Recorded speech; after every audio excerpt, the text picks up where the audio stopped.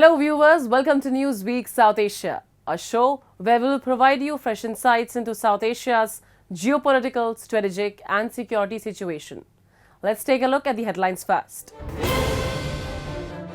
Safety of Hindus and minorities in Bangladesh under question after ISKCON priest's arrest. 16 years since 26/11, India remembers victims and salutes courage. And Pakistan faces political chaos as crackdown on PTI sparks nationwide protests. How safe is Bangladesh for its minority communities? This pressing question looms large as violent unrest sweeps the nation following the arrest of Chinmoy Krishnadas, a prominent Hindu priest associated with ISKCON. Prabhu, who has been at the forefront of rallies demanding protection for minorities, particularly Hindus, now finds himself at the center of a storm that has drawn sharp international criticism. Allegations of persecution, targeted attacks and political neglect have reignited concerns about the safety of Hindus and other minorities in Bangladesh. Here's an in-depth report. Tension has gripped Bangladesh since the arrest of Chinmoy Krishnadas, a leader of the International Society for Krishna Consciousness and a vocal advocate for minority rights. Das was detained at Dhaka's main airport on sedition charges, sparking widespread outrage. His arrest followed allegations of disrespecting Bangladesh's national flag during a rally in a Chattogram in October. As news of his detention spread, violence erupted in Chittagong, Dhaka, and other parts of the country. Protesters, primarily from Hindu communities, clashed with security forces. During one confrontation, hundreds of Das's supporters surrounded a police van, transporting him to jail, forcing it to halt. Security personnel responded with tear gas, while protesters retaliated by hurling stones. The violence has left Hindu communities, who comprise just 8% of Bangladesh's population, vulnerable. ये जो राष्ट्रद्रोही मामला उनके चिन्मय कृष्णदास ब्रह्मचारी के खिलाफ की जो दायर किया गया है, ये जरासार बेबुनियाद बेइल्जाम है। मैं तो ये कहूँगा कि जो न्यू मार्केट की जो स्वाधीनता स्तंभ है, जो वह हमारा देश की जो नेशनल फ्लैग है, इन लोगों का कहना है जिन्होंने मामला किया है कि उसके खिलाफ जो गौरिक पताका, वो ये भी कह रहा है कि यह हमारा धर्म की पताका है। मैं इसका पूरा विरोध करता हूं। कोई गौरिक हमारा हिंदू या सनातन धर्म की कोई धार्मिक पताका नहीं है। यह गेरुआ कलर है, क्योंकि गेरुआ एक ऐसा रंग है जो हिंदुओं का जो सात्विक, जो वैराग और जो निष्ठा की ये जो रंग है। Reports of temple desecrations, arson and looting of homes have surged since the political upheaval that saw former Prime Minister Sheikh Hasina flee the country in August. Minority groups accuse the interim government of turning a blind eye to their plight, while authorities dismiss the allegations as exaggerated. I believe that the arrest of Sri Chinmoy Krishnadas, it sends a message to the Hindus and the other minority leaders in Bangladesh, which is to toe the line of the interim government's narrative, or you can face severe consequences. As you know, Sri Chinmoy Krishnadas has been an outspoken advocate for minority rights, and I do believe that his arrest at this point of time, it underscores a very disturbing pattern of state inaction and bias, to be honest. And at this point of time, from last 6 months, what we are seeing is that the temples have been desecrated, homes of minorities have been attacked, and perpetrators are roaming free without any accountability. So yes, and yet individuals like Sri Chinmoy, who have actually raised legitimate demands for their community's protection, are being silenced and denied bail. The All Minorities Association of Bangladesh held a significant protest at the iconic Broken Chair Monument outside the United Nations office in Geneva. Joined by activists from various faiths, Hindus, Christian, Buddhists, and Ahmadi Muslims, as well as Swiss nationals, the demonstrators called for a secular and inclusive Bangladesh. They alleged systematic violence against minorities, including loss of lives, destruction of property, and widespread human rights abuses under the interim government. Protesters also highlighted the plight of Prabhu Chinmoy Das, appealing to the international community for his immediate and unconditional release. So the arrest of Prabhu Chinmoy Swami and Das, the principal priest of the ISKCON temple, he is not only the principal priest, but he is also a leader of all faiths. So not only Hindus, but Muslims, Christians, Buddhists, Ahmadis, and like other communities inside Bangladesh. He is a representative and a voice and an icon. So his arrest, of course, is a matter of grave concern. And here in the United Nations Geneva, the 17th Minority Rights Council, we have raised this on multiple platforms, and we are appealing to the international community to seek his immediate release without any condition or restrictions. The current situation in Bangladesh is extremely concerning and highly volatile when it comes to targeting of minorities, be it places of worship or business, educational institutions, in other aspects of ordinary life. Demonstrators at the Geneva protest also invoked the ideals of Bangladesh's 1971 liberation movement, which sought to establish a secular nation free from oppression. They condemned groups like Jamaat-e-Islami and Al-Badr for their role in the atrocities during the war and criticized their modern-day influence on Bangladesh's socio-political landscape. In response to the escalating violence, international leaders have raised their voices in solidarity with Bangladesh's Hindu community. British Conservative MP Bob Blackman recently addressed the issue in the UK Parliament, calling the ongoing attacks on minorities unacceptable. The International Society of Krishna Consciousness, who run Bhaktivinoda Manor in Elstree, the largest Hindu temple in this country, in Bangladesh, their spiritual leader is under arrest. Hindus across Bangladesh are being subject literally to death by their houses being burnt, their temples are being burnt, and there was an attempt today in the Bangladesh High Court to rule that ISKCON should be banned from the country. This is a direct attack on Hindus. Now, this is a threat from India now to take action. We have a responsibility because we enabled Bangladesh to be free and independent. Now, whatever the change of government has been in Bangladesh, it cannot be acceptable that religious minorities are persecuted in this way. India too has expressed deep concern over the developments. The Ministry of External Affairs issued a strongly worded statement condemning the violence and urging the Bangladesh to ensure the safety of Hindus and other minorities. However, Bangladesh dismissed India's concerns, labeling the situation an internal matter. The arrest of Chinmoy Krishnadas and the ensuing violence have sent shock waves across the Hindu community in Bangladesh and abroad. As unrest mounts, minority groups fear further reprisals in a nation grappling with political instability and sectarian strife.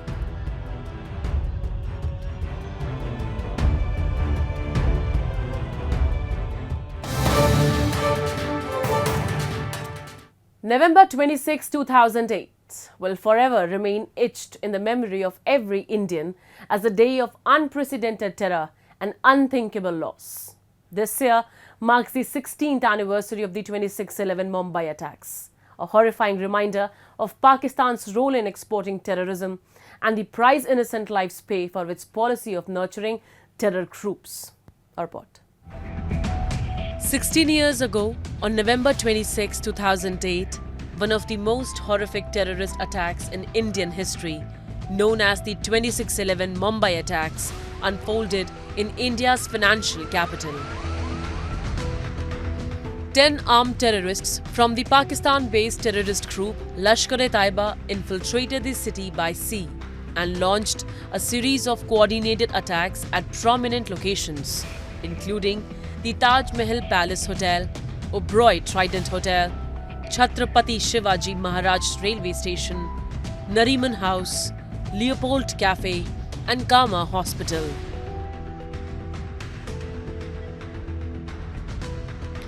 Armed with automatic rifles and grenades, the attackers unleashed havoc for nearly 4 days, holding hostages, engaging in gun battles, and leaving 166 innocent people dead, including 18 security personnel.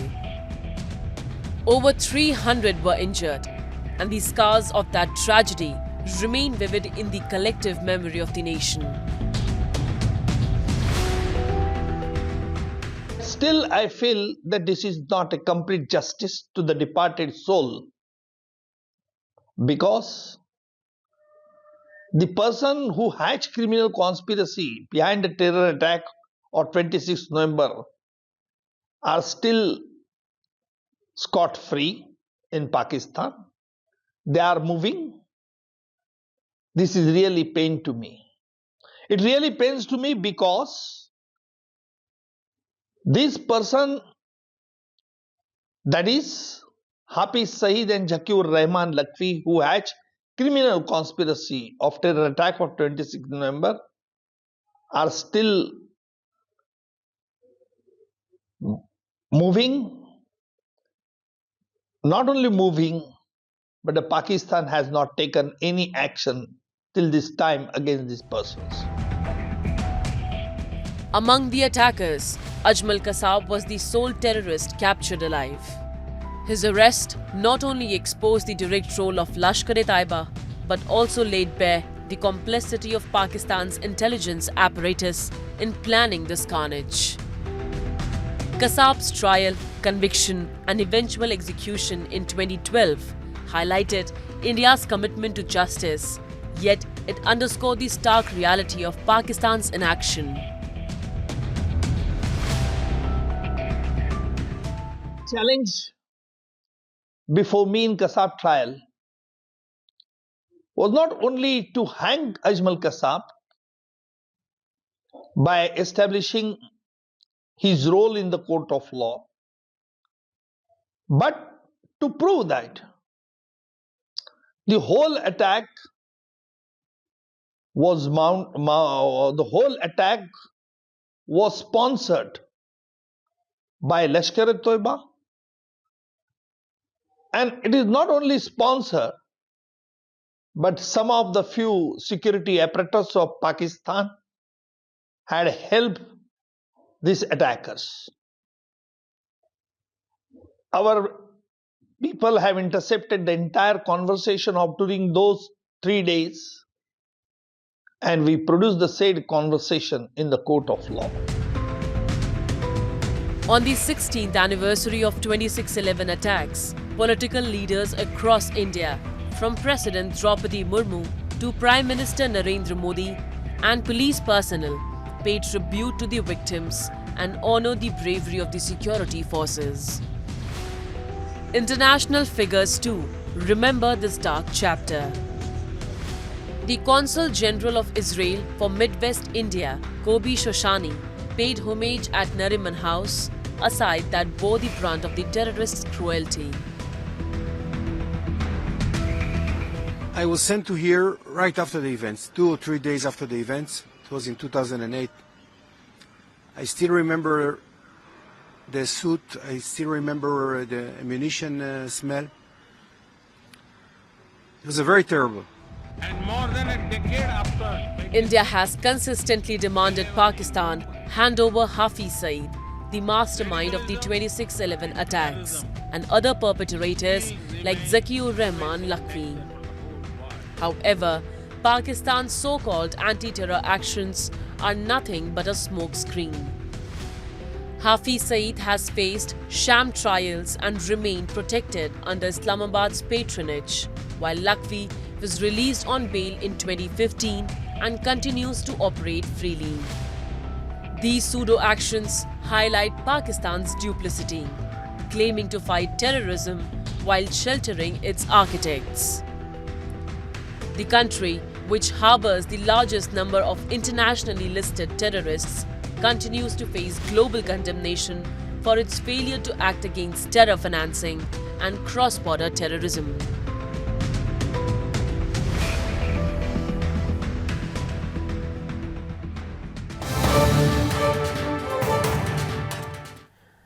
Moving on, Pakistan is grappling with unprecedented political unrest as recently supporters of Imran Khan took to the streets in massive protests against his detention. The demonstrations intensified with violent clashes erupting in the heavily guarded red zone, leaving several casualties. The government's sweeping crackdown on the Pakistan Tehreek-e-Insaf party has plunged the nation into deeper turmoil, sparking concerns about its democratic future. With tensions escalating and no resolution in sight, Pakistan stands at a crossroads, facing an uncertain and volatile path ahead. A report. On November 27, Pakistani security forces launched a major operation in the heart of Islamabad, targeting supporters of Imran Khan, who had gathered to demand his release. The midnight raid marked a dramatic escalation in the ongoing protests, which began with Khan's supporters storming the capital the day before on November 26. Imran Khan, the former Prime Minister and leader of the opposition Pakistan Tehreek-e-Insaf party, has been imprisoned since August of the previous year. His supporters have called for his immediate release, staging protests across the country, which have grown increasingly tense. The protests in Islamabad intensified as thousands of demonstrators led by Khan's wife Bushra Bibi broke through multiple security lines and converged on the city's highly fortified red zone, a critical area housing government buildings including the parliament and foreign embassies, all heavily guarded by the military. The violence that ensued resulted in multiple casualties, including both security forces and PTI supporters. Khan's party PTI had called for a sit-in protest within the red zone, vowing to remain until Khan's release. This bold move added fuel to an already volatile political situation, with tensions running high. In response, the government took a firm stance against the demonstrators. Pakistan's Interior Minister Mohsin Naqvi declared that no negotiations would take place with the protesters, accusing them of being heavily armed and engaging in violent confrontations with security forces. It seems like a rather critical juncture here. And at the same time, one which it's hard to predict how it's going to end. But things have come to a head, and they've been boiling for a long time. But now what we have, as I see it, is the kind of confrontation between the establishment and the PTI, led, of course, by Imran Khan. And only one of them can emerge from this standing. It's something which we've had battles between them before, but now Imran Khan is putting all of his cards on the table. The escalating violence on the streets had raised alarming concerns about Pakistan's stability. The midnight raid, part of a sweeping crackdown on those affiliated with Imran Khan's PTI party, underscores a troubling escalation in the confrontation between Khan's supporters and the military-led government. The crackdown not only signals a tightening of the government's grip on power, but also highlights the deepening divide within the country. This growing conflict threatens to further destabilize Pakistan, pushing it closer to a crisis of legitimacy. How it resolves, as I said here, is rather unpredictable. But I think what we can say is that the resolution, whatever it is going to tell us a lot about Pakistan going forward. It will either be a government now which makes a transition toward a PTI-led regime, or it's going to be a rather heavy-handed military effort to suppress those forces which are challenging it. As the situation continues to unfold, Pakistan's political future hangs in the balance, The government's handling of these protests will likely determine whether the country moves towards a new political era under PTI's leadership or if the military will tighten its grip, intensifying efforts to suppress opposition and maintain control. The outcome could reshape the nation's political landscape with profound implications for its democratic future.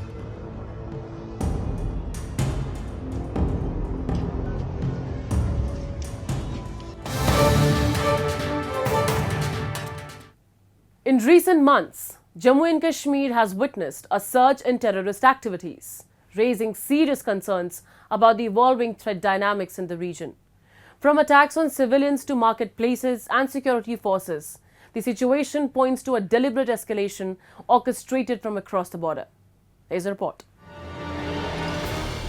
9 terrorist attacks in just 15 days have shaken Jammu and Kashmir, with signs pointing to the involvement of highly trained foreign terrorists. After a period of relative calm, Pakistan-backed terrorists have ramped up their attacks, spreading violence from Rajouri and Poonch into other districts like Kishtwar, Doda and Riyasi. Since the beginning of this year, 44 people, including 18 security personnel and numerous civilians, have lost their lives to terror attacks orchestrated from across the border. Civilians too are under constant threat, with targeted killings and ambushes becoming Pakistan's favoured tactics to sow fear and chaos. Despite Pakistan's claims of non-involvement, intelligence and on-ground evidence point to Islamabad's direct hand in this proxy war. Terrorist training camps, logistical support and funding networks continue to thrive on Pakistani soil, fueling an unending cycle of violence in Jammu and Kashmir. India's security forces face growing challenges, including a decline in local intelligence networks and the use of sophisticated communication systems by terrorist groups. Meanwhile, Pakistan appears to be shifting its tactics, abandoning older operatives in favor of decentralized networks and young recruits to aid infiltration and logistics. The attacks also reflect a dangerous focus on communal targeting, with instructions to terrorists emphasizing attack on Hindu civilians and pilgrims. The shift suggests a deliberate attempt to exploit communal tensions in India's heartland.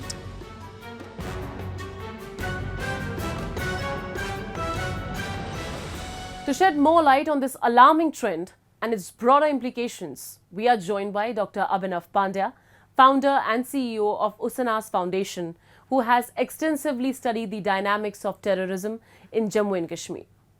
Hello, sir. Welcome to the show. So, what strategic objectives might Pakistan be pursuing with the recent upsurge in terrorist attacks in Jammu and Kashmir? I feel that actually Pakistan's support to terrorism in Kashmir, it never actually stopped. There were breaks in between, but they were for the purely practical measures. Now coming back to the strategic objectives, I guess strategic objectives still primarily at a fundamental level they continue to be the same. That is bleeding India through 1,000 cuts, creating fault lines within India and keep India completely bogged down in Kashmir, damage its economy. These are the fundamental objectives. But as of now, it seems that right now, they feel that they want to ramp up terrorism in Kashmir because after the abrogation of Article 373, they could not do much. And they lost their credibility among the people who follow separatist ideology in Kashmir. They were expecting Pakistanis to come to their rescue and create major terror attacks or fund protest and unrest, but they could not do at that time because the government of India had done massive crackdown on terrorist organizations as well as terror funding. But now they are just trying to gather their strength back and arrange these terror attacks and just get back the kind of trust which they had lost. So what are the major challenges faced by Indian security forces due to technological advancements in weapons and communication among terrorist groups? Over the last few months, I mean, not few months, or at least 1 or 2 years, Pakistan has again, almost, kind of got their, strength back in the technical side. Basically, they are using ultrasets. The militant, the terrorist commanders now and the terrorist operatives, they are using a new kind of device called ultraset, which is still, which has not been encrypted yet. I mean, so the communication is totally encrypted from one side to the other side, and the security forces have not been able to decrypt it. To decrypt it. So that's why there is no access to what's going on between them. Secondly, they have changed their intelligence and their the terror tactics, basically their methodology. So they are not using their old OGWs anymore. They have hired a completely new set of OGWs who are younger faces and who are not exposed. They don't have a background with the police and security forces, and these are mostly young girls and boys. And they are not like the previous OGWs who had a lot of knowledge about the internal activities of the terrorist group. So these young boys and girls are given a particular task and the information purely on a need to know basis, and they don't have any idea what's happening behind by the larger actors, and they are playing a crucial role in delivering of weapons and everything. In your experience, what evidence points to the direct involvement of Pakistan's military and ISI in fueling terrorism across the border? Well, I guess, as far as evidence is concerned, I'm told that, already our security forces have come across intercepts, in which, they have discussed about the huge accumulation of terrorists in the launch pads. And right now, if you see, the terrorists who are coming in Kashmir right now, they are highly trained militants, and they have a very new kind of advanced weapons like M4 assault rifles with the high quality night vision devices. And they are mostly from the Afghanistan, the weapons which were left by the NATO forces. So when all these things are happening, so certainly, it is more than evident that they cannot, generally happen without the watchful eye without any knowledge of the ISI. Obviously, all these things are happening under the watchful eye of the ISI. Thank you so much for your insight, sir. Thank you. And with that, we come to the end of this edition of Newsweek South Asia. We'll be back next week with more news, views and analysis from the subcontinent. Meanwhile, do keep writing to us at nwsa@anin.com. This is Shivangi Mishra signing off on behalf of the entire production team of Newsweek South Asia. Goodbye and take care.